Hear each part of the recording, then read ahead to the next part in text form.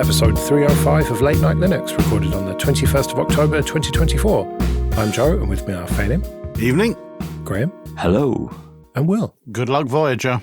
Don't be trolling Phelim, honestly. Miserable git. Let's get straight on with our discoveries then. Phelim, Task Finder. So this is pretty much like my fear of the yearly predictions that we have, where it's a fucking ball ache because I feel like I've never done my homework on time. Luckily, this was sent to me by Chris Warner from Mastodon, and he said, you look like you might be interested in this, or maybe I've already heard of it and I hadn't, so I did check it out, and it is a nice TUI, is that the word for it? Maybe, I guess it is.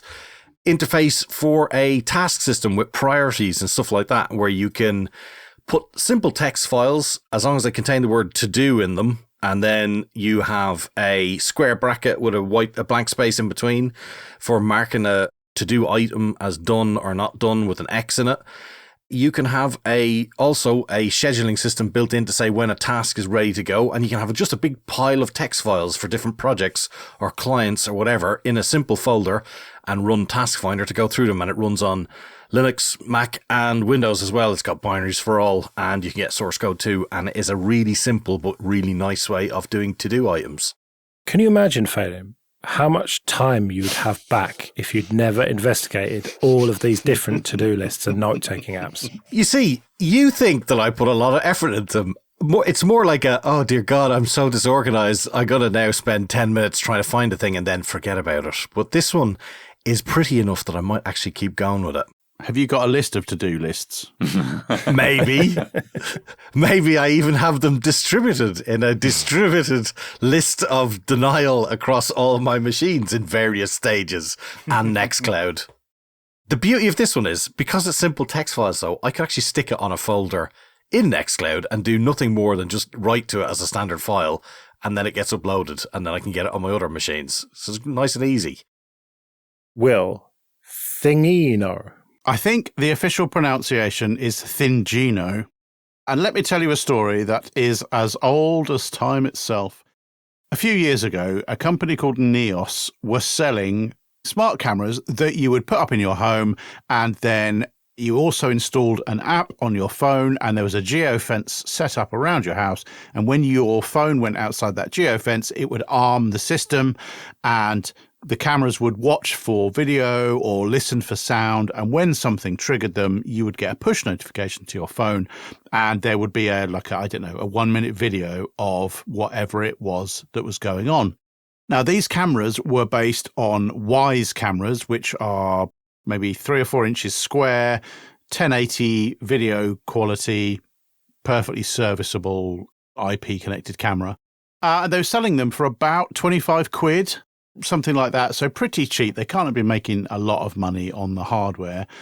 But then they would have a premium upsell, which was that you could pay, I think it was about 8 quid a month, and you could record longer videos, and they would keep your videos for a longer period of time. Something like that anyway.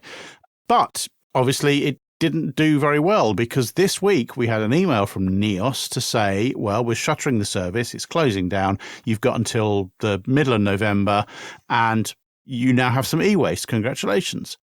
So this is a bit of a shame, really. The free service they were offering was good enough. I think that's ultimately the problem here. And so this must have been costing them a huge amount of money in S3 bills. And maybe they had a kind of sort of plan to work out what to do with the data. Maybe they could monetize it. I don't know. But it didn't work out. And so they are closing the service. In the email that they sent out, they suggested that you could put an SD card into the camera, and then it could record locally to that SD card. And so your e-waste was not e-waste at all. It was still a useful, serviceable device. I think recording video to an SD card in a sort of looping manner, which is just going to overwrite and round and round and round again, is a surefire way to kill an SD card in probably a couple of weeks. So that wasn't a very good idea. The alternative they came up with was you could recycle it, and that they would begrudgingly send you an envelope for free, and you could return it to an e-waste recycling process. But you know what we're like. We don't like doing things like that. So I went looking for some alternative firmware. And there is an old one that's been around for a long time called Defang, and getting that on the camera was quite involved. You had to boot off an SD card and then keep the SD card in there, and as soon as you ejected the SD card, the whole thing kind of ground to a halt. But it was okay. It wasn't very user-friendly. It was acceptable. But this weekend, I thought now's the right time to go looking for a proper alternative, and that is how I found Thingino. I found it via a YouTube video from one of the developers of Thingino explaining how to install Thingino onto the exact camera I had. And the process is you download a binary, you write it to an SD card, you put it in the camera, you hold down a button, you turn it on, you wait about 5 minutes, and you take the SD card out, and you're done. And then Thingino is installed on the device. Out of the box, you get a web interface, you get SSH access, you get an RTSP stream, or rather you get 2 RTSP streams, and you can configure them independently. So you can have a 1080 stream and also a much lower res stream. And I'll talk about why that's important in a minute. You get MQTT alerts, you get an NFS support, you get recording to SD card if you want to. You get FTP, SCP, Telegram, webhooks, email. So when this thing detects motion, it will send you a, whatever you configure, 30-second video from the device. And so you can replace this closed Neos service, which hosts your recordings on S3, with a completely open source and private alternative. It's very easy to install. They've got a really active Discord channel. The devs are super responsive and really helpful. And over the weekend, I was sat in their Discord channel and probably like 10, 15 people dropped in saying, oh, I've got a Neos camera and I'd like to run your software. Can you help me? And they helped each of them, pointed in the right direction, got the software installed, and they were all up and running. So yeah, if you've got one of these Neos cameras or you've got a Wise Cam 2 and you have got an email from Neos about shutting down the service, then go and check out Thingino. It's really easy to get it installed. And it's a great service. Now, building on top of all of this is another find that I'll save for another time. But I think it's quite possible to build a full network video recorder running on a Raspberry Pi that does motion detection on a camera that costs not very much money. If you're interested in building a home camera system and you don't want to spend much money, Amazon at the moment have got a camera called a Cinado, Cinnado D1, and it's 13 quid. And it's a 1080 camera with night vision, with IR night vision, and PTZ controls for 13 quid. And it's really easy to put Thingino on it. So there you go. If you want to set up some cameras, or you've got some cameras that are otherwise useless, check out Thingino. It's a great service, great system, and you can record what's going on in your house. So that camera that you've just recommended, can you power it with PoE? No, it's a USB-C connector on the back. Right. So it's not much good for outside then. And it's not weatherproof either, so I wouldn't like to. Ah, right. So this is internal stuff. Okay. Yeah, this is inside. Maybe I like running my own scripts. I would like to talk to you about Motion, the open source Motion project, but I'll save that for next time because this has gone on long enough. But I think you'll be able to build something which meets all of your needs for a pretty low overhead, and it will perhaps be a bit better. Lies. I love the idea of this, Will, but is it worth trying to find a camera now that it's no longer supported, or should I just look for something else? I don't think you can even buy these Wise Cam 2s or Neos cameras anymore. I think they've stopped selling them. You can probably get them on eBay, but, well, in fact, I know you can because I looked. But they're going for silly money, like 20-something quid. If you want to set something up, get this Cinado D1. It's a current camera. You can buy it on Amazon. It will be delivered right away. It's just over a tenner, and it's perfectly usable, really easy to flash. Okay, thanks. Okay, this episode is sponsored by Tailscale. Go to tailscale.com/LNL. Tailscale is the easiest way to connect devices and services to each other, wherever they are. Everyone these days has a VPN as a sponsor, but Tailscale isn't like those. This isn't about hiding your browsing habits from coffee shop owners, and it's not about watching Netflix in another country. Tailscale is a proper VPN for connecting your devices securely. It's great for companies and it's great for self-hosters. Tailscale is incredibly easy to set up. I got it up and running on 2 machines in just a few minutes without opening any ports. Then I could SSH from one machine to another as if they were on the same LAN, even though they were on different sides of London. Tailscale is WireGuard on easy mode, and that's why loads of the Late Night Linux family hosts use it. Tailscale's personal plan will always be free, so support the show and try Tailscale out for free today.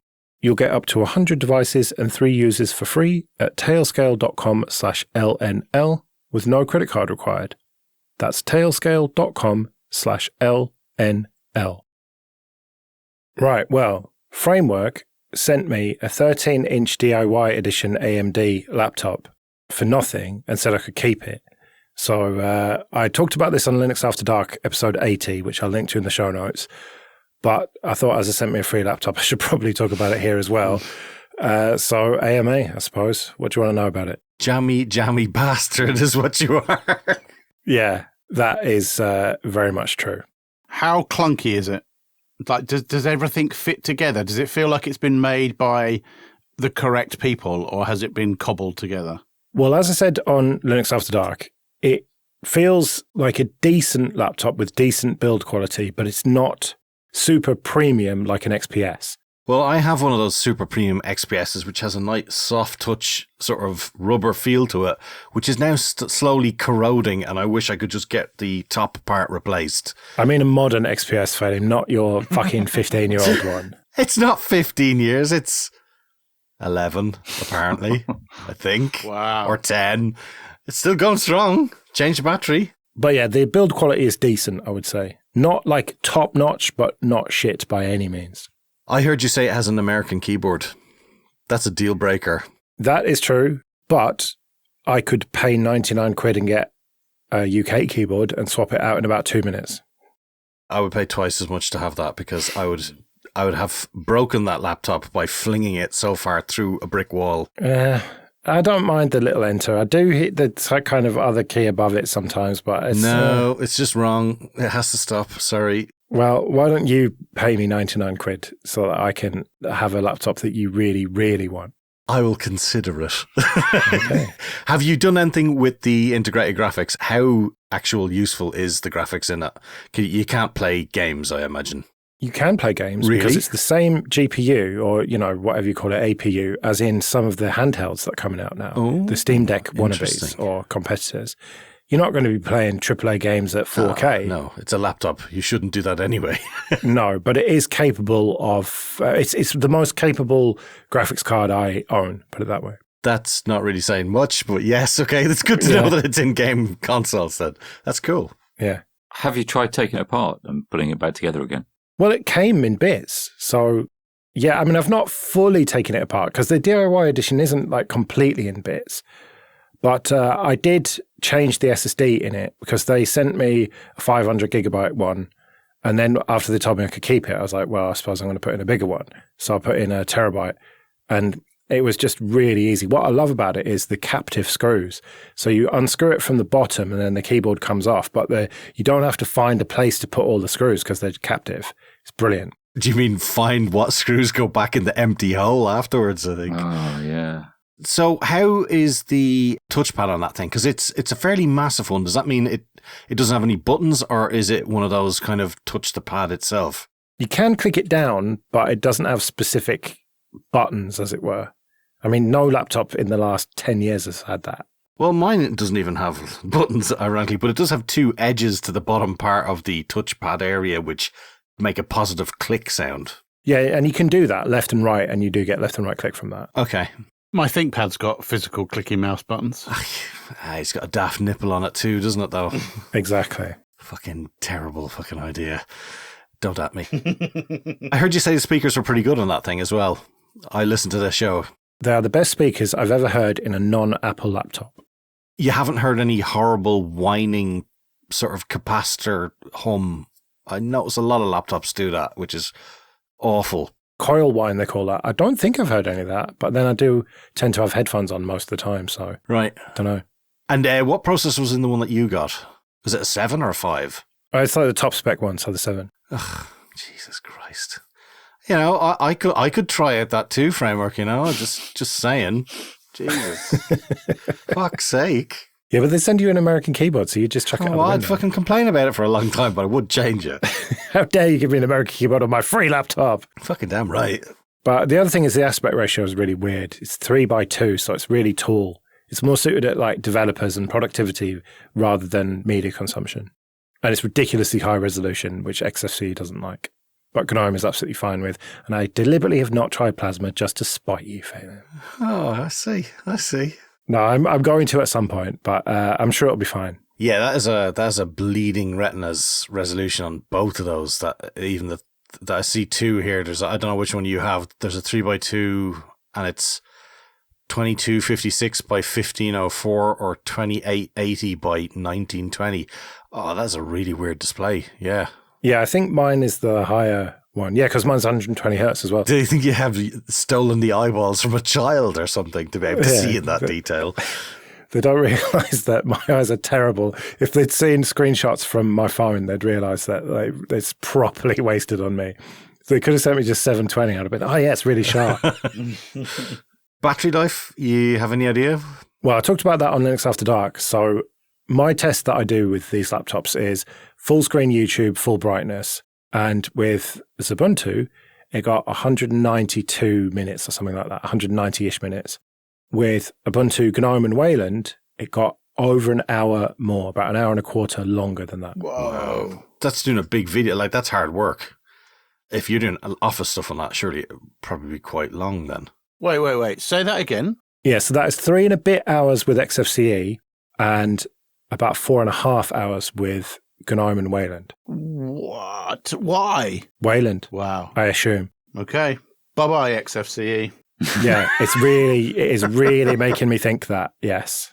I don't know if that's specifically just video playback. I need to do a lot more tests with different laptops. It's something that I intend to do, but I've been really busy going away and stuff. So that's on my agenda, is figuring out the actual power differences between the different desktops. And I assume that it's quite easy to get a replacement battery for that, even if you wanted to as well. I assume so as well. I don't know, really. I've not looked into it, but I think it's just a case of a few screws and disconnect it. The whole ethos is not gluing shit in and soldering shit in where they possibly can. It's great. To be honest, I would be very keen on getting something like that because, I mean, I've lasted quite a long time with my XPS and it's still fine, but eventually it will break. And I don't know. I don't want to pay the sort of continual gallop to change things every 2 years. I just have no interest in it at all.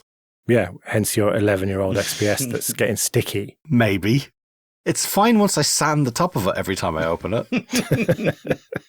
I think the mistake you made there is cleaning it, probably. Quite possibly, because I've got an old XPS and I cleaned it with disinfectant because, it was secondhand. Who knows what's been going on with it. And yeah, that went sticky. Yeah, it looks like the dogs had a chew at one of the corners, but it is literally just degrading and chipping out. But yeah, overall, I mean, like I said on Linux After Dark, what am I going to do? Say it's shit. They gave me a free fucking laptop. Keep that in mind, but it's a decent laptop. I took it to OrCamp with me and it was, I forgot to take my Bluetooth speaker with me. And as people may know, I sleep with a white noise machine, which is just a script that's play and then whatever. And I realized, I got there on the Friday night, got really drunk, and then went back to the hotel room and I was like, oh shit, I didn't bring the fucking Bluetooth speaker. So what I did was fired up the framework, got the script running and cranked that to the max and then did it in Termux on my phone as well. And that was my white noise machine for the weekend. I couldn't have done that with an XPS because the speakers are just too thin. There's no bass whatsoever with a similarly size XPS. So it actually did save the day. Or the night. Indeed. Phelim, HAL project and how graphics cards work. Yeah, so tangentially related, but I don't know how the HAL projectors are doing their work, but what they're doing is they are taking the remastered versions of 2001: Space Odyssey and they are improving all the little computer bits in between. So they have taken, as best as they could, replicas of what's on the screens in the film. They've taken as many of the digits and characters that they could get out of it, sometimes having to resort to notes from the director. and they have recreated them in beautiful 4K, and they actually have some screensavers, which is a video which you can download and run on your machine. I don't know if there's a better format that they've got of the screensaver, but I guess you could always run a video in the background. But they look amazing the way they've done them. There's even some bits where apparently people have say that you can see the scratches in some of the high definition shots that were used for the Blu-ray of the film, where they essentially used, I think, a sheet of Perspex with something floating around in the room. It was actually a sheet. You couldn't see it in the older versions, but with some of the higher def stuff, you can actually see little tiny scratches moving across the screen at the time. But this project is really just a sort of a work of love by, I don't know whether it's a team or a single guy. There's some voiceovers of him talking how he did certain various things. They kind of do walkthroughs of what they're doing with all the various shots, and it looks really, really cool. Please tell me you used AI for this, just to piss you off. No, he didn't. And if he did, I don't choose to believe or listen to it. But related to that, also in the graphics side of things, was how do graphics cards work? And it's a education video that was used Blender to do all the renderings of all the cards and processor units, how they broke down and how they work. And I mean, I don't really know how GPUs work these days. It's, as far as I'm concerned, that's just outside our console and therefore irrelevant. But this is done all with Blender, and it's a really nicely done education video. I've watched about half of it or so, and it's quite interesting to see how they did it all, and it looks really, really cool. You're going to love the last bit of it, Bitcoin mining in tensor cores. Yes, I particularly didn't get to that bit, strangely enough. I might just leave that off the end of it, but yeah. Okay, this episode is sponsored by Entroware. Go to entroware.com. Entroware sells computers with Ubuntu and Ubuntu Mate pre-installed. They've got a range of desktops, laptops, and servers, and most parts are configurable, so you can pick the CPU, RAM, and storage that's right for you. If you can't find exactly what you want, then do contact them, and they'll work with you on a bespoke solution that's perfect for your needs. They ship to the UK, Republic of Ireland, France, Germany, Italy, and Spain. And if you do buy one of their machines, there's a little drop down at checkout and you can select Late Night Linux so they'll know that we sent you. So go to entroware.com for all your Linux computing needs. On to a bit of admin then. First of all, thank you everyone who supports us with PayPal and Patreon. We really do appreciate that. If you want to join those people, you can go to latenightlinux.com/support. And remember that for various amounts on Patreon, you can get an advert-free RSS feed of either just this show or all the shows in the Late Night Linux family. And if you want to get in contact, you can email show@latenightlinux.com. Graham, Gridfinity. I haven't tried this yet, but since discovering it last week, it's something I have to 3D print. It's a modular set of completely open source, well, CCNC and SA storage boxes and base platforms and magnetic holders for, ideally, I think it'd be perfect for like circuit components, resistors, capacitors, I've got hundreds, maybe thousands of them, all in those different bags that I have to sort through to try and find whenever I'm doing anything like this. I really need a way of organizing them. And Gridfinity is, they say it's like multiples of 42 by 42 by 7 millimeters is the kind of general aspect or shape of these boxes. And there's dozens of them. They're all completely open source. And so you can 3D print what you need, whether it's drawers or whether it's little boxes or whether it's a can holder they even make. And they all fit together in this modular way where you can print exactly what you need and everything will fit with everything else within the same system. And it really looks wonderful. And it looks like the perfect use of a 3D printer if you've got one hanging around. I really like this project from an ethos point of view, that there's nothing proprietary or special about the fact that you can print a container, but the fact that people have come together to agree on a format that means that you can design a particular niche container for something and then share it with other people and know that it will integrate with the rest of their system. There's something very pleasing about that. It appeals to the kind of, I guess, the engineer in me that likes things to fit together nicely like that. Have you ever heard about the modular shed? No, I haven't. No. It's a similar idea. It's like an open source plan of a shed, which is entirely modular. And so you start off with like one unit, and then as your storage needs expand, you can add on modules, and people have designed ones for certain purposes. So I think what you should do is build a modular shed, and in it keep all of your modular Gridfinity storage boxes. Okay, I'm going to do it. And put the 3D printer in there so that it can make its own storage boxes. Speaking of 3D printers, I repaired my very expensive office chair for the sake of a tiny nylon part that you can't buy as a standard person. I think it's something that only the official repair channels get. And I found a 3D model online by some hero that I sent to a local shop near me that, in fairness, I was send them one. I said, I need one of these. And I went, we have a €50 minimum spend. I went, oh.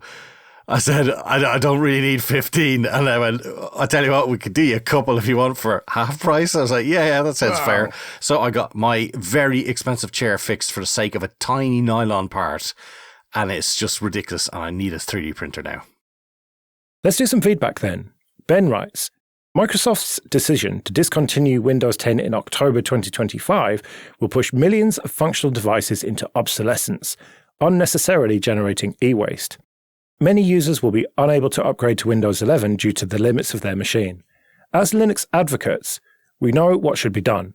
Most PCs begin life as a Windows machine. Is this the opening we've been waiting for? Is this an automated message? Yes, Ben. We are definitely going to have the year of Linux on the desktop because all these millions of PCs are going to suddenly be upgraded to Linux. T-minus 12 months Windows release.sh is just activated again. I think the positive spin on this is, yes, there are some machines that will end up running Linux, but the sad reality is that almost all of them won't go to e-waste. They'll just keep getting used. People just will ignore the updates that they're not getting rather than the updates that they're getting. It's not really going to be any different, is it? People will just use Windows 10 for another few years until the machine dies. I hope young people don't listen to this show because I feel like they should feel empowered and they should go out there and they should convert those Windows machines to Linux machines. Don't listen to us. You know, this is the opportunity. Seize it. Install Firefox and uBlock Origin on it. And yes, this will be the year of Linux on the desktop. Go for it. Well, you look at a machine like my ThinkPad X270, 7th gen Intel i5, 16 gigs of RAM. Absolutely great machine for your standard day-to-day tasks in Linux. And that hopefully will be even cheaper this time next year once Windows 10 is obsolete. That's what I was hoping. And I was hoping I could grow my collection of classic ThinkPads and run Linux on them. But I just don't think that people are going to actually do that. Get rid of them or upgrade or whatever. They're just going to keep using their old machine as long as it works. The idea of security updates is just, it's not a concept that most people think about. Like, it's like file systems. Yeah, I agree with you, Joe. I think that's exactly what's going to happen. I've got a Windows 10 machine for gaming, and I've set it up in such a way that it doesn't frustrate me as much as it used to.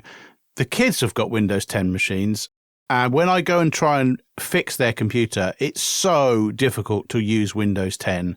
The idea of the start menu searching files on your computer rather than searching for random stuff on the web, they just accept this. My point is, Windows 10 is such a disaster as far as basic usability goes. If they are indoctrinated into using Windows 10, despite all of its massive failings, they're just going to keep on trucking. They won't want to learn something new. They're not interested in doing updates. They'll just keep going. And Windows will nag them, or Microsoft will nag them via pop-ups, and they'll be okay to ignore. And then give it another year or two. They'll stop being nagged, and they'll just keep going until it breaks, and then they'll throw it away and buy a new one. I do think the price of used hardware that isn't capable of Windows 11 will drop a little bit, but not as much as I had initially thought it would. So I think it'll be a great time to buy like an old ThinkPad and run Linux on it. But that's pretty much it. I don't think it's this huge opportunity, unfortunately. The funny thing is, I got hold of some old gear that I thought should have been able to run Windows 11 for replacing Liam's old machine. Turned out, didn't have a TPM on board and was the slightly one notch below the processor level that they wanted. Apparently there's a way to get the processor level and the TPM over, but I bought a TPM for €20 on Amazon, but then didn't read the bit where it said the processor also wasn't supported, and I was very annoyed when I discovered that. I was like, it's like literally like a 8700K versus a 8800K or something stupid like that. It's like one tiny instruction set that it doesn't have. Well, it'll be a 7th gen rather than an 8th gen. It'll be a 7700 rather than an 8800 or something. Something like that. I don't know. Intel processors. I was tricked by their inside bits. Well, if you are determined enough, you can use Rufus to hack it on there, but it's a terrible idea. Yeah, no, I'll do it anyway, and he can just live with it breaking, and I can blame Microsoft every single time. Oh, see your PC's crashed again. That'll be Microsoft for you. Yeah, you should be using KDE Neon like your old man. You should. Yes, you should. Then you can inflict that on him instead of a hacked Windows 11. Great idea. Ironically, he did have that first, but because of some of the games he wanted, that went out the window. Right, well, we'd better get out of here then. We'll be back next week when it'll probably be news and stuff, but we'll have to see. Until then, I've been Joe. I've been Phelan. I've been Graham. And I've been Will. See you later.